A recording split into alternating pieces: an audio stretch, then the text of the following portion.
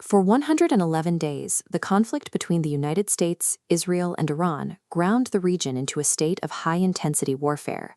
The daily exchanges of military strikes created a devastating ripple effect that extended far beyond the borders of the Middle East. The primary economic casualty of the war was the Strait of Hormuz. With the waterway completely closed, a fifth of the world's oil supply and a massive portion of its liquefied natural gas were physically blocked from international markets, halting global shipping routes. This chart tracks the immediate global fallout. As the blockade held, the price of crude oil spiked to $118 a barrel.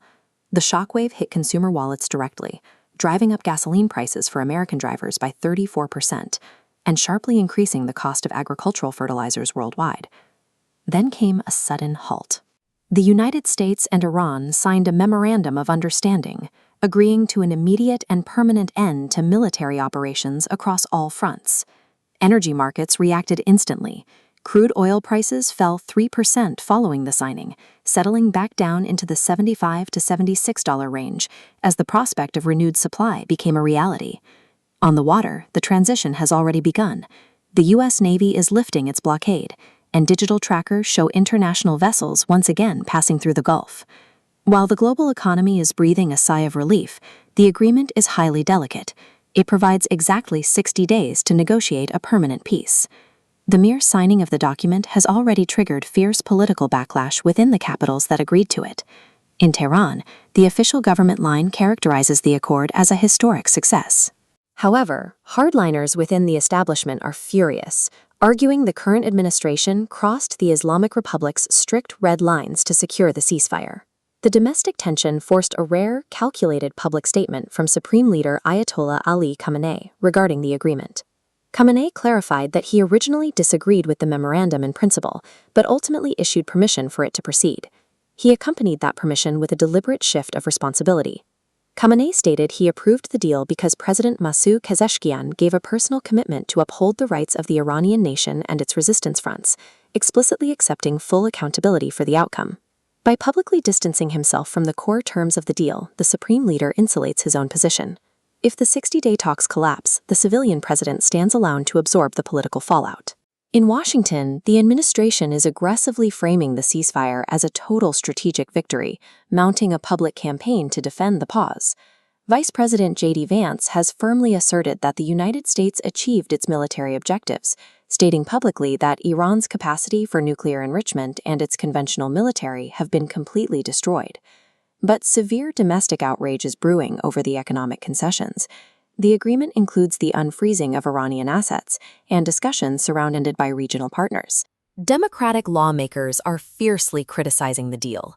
They view the terms as a surrender that wastes American lives and resources, arguing the resulting framework is far weaker than the 2015 nuclear agreement negotiated under President Obama. Unease is also spreading among Senate Republicans.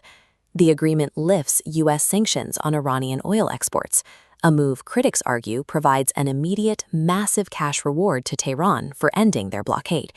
The administration finds itself attempting to enforce a complex peace process while standing on fractured political ground at home, battling bipartisan critics who argue the cost of this agreement is far too high.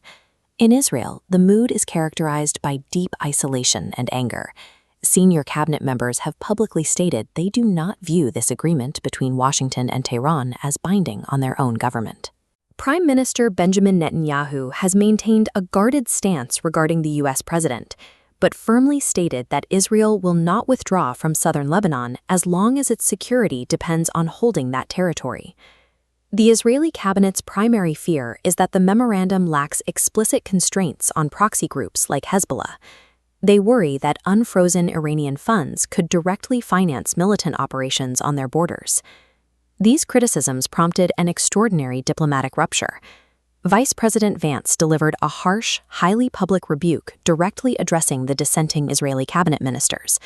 Vance pointedly reminded them that over the last 3 months, 2/3 of the defensive weapons protecting the Israeli homeland were built by American hands and paid for by American taxpayers. The pursuit of this ceasefire has pushed the U.S.-Israel alliance toward a significant rupture, putting the two closest allies on a public collision course just as regional tensions reach their peak. The most daunting logistical challenge of the memorandum is its strict timeframe. Negotiators have exactly 60 days to convert this temporary pause into a permanent, comprehensive peace treaty. This dual timeline graphic highlights the extreme compression of that schedule. The previous 2015 nuclear agreement required 20 grueling months of negotiation. The current teams are attempting to resolve a highly escalated conflict in just 60 days. Within that narrow window, severe physical hurdles remain.